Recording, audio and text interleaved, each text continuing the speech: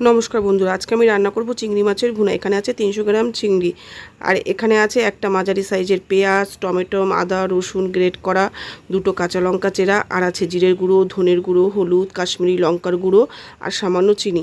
এবার আমি এটা রান্না করব সর্ষের তেল দিয়ে। তো কড়াইতে আমি দিয়ে দিয়েছি সর্ষের ফোড়নের জন্য গোটা জিরা, গোটা গরম মশলা দিয়ে দিয়েছি। এবার দিয়ে দেবো কুচনো পেঁয়াজ, তারপর দিয়ে দেবো এক এক করে টমেটো কুচি, দিয়ে দেবো আদা রসুন গ্রেট করা। এবার আগের থেকে তৈরি করে রাখা দিয়ে দেবো গুঁড়ো মশলাটা, দিয়ে ভালো করে কষিয়ে নেব।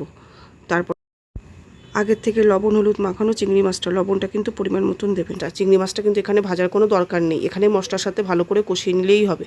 তো দেখতেই পাচ্ছ আমি খুব সুন্দর করে কষিয়ে নিচ্ছি। যখন এই মশলাটার থেকে তেল ছেড়ে আসবে তখন আমরা দিয়ে দেবো গরম জল পরিমাণ মতন। গরম জল দিয়ে ভালো করে ফুটে আসলে দিয়ে দেবো আমরা গরম মশলা। তাহলেই রেডি হয়ে গেল আমাদের চিংড়ি মাছের ভুনা। এই চিংড়ি মাছের ভুনা দেখতেও যেমন অসাধারণ, খেতেও তেমন অসাধারণ। এরপর গরম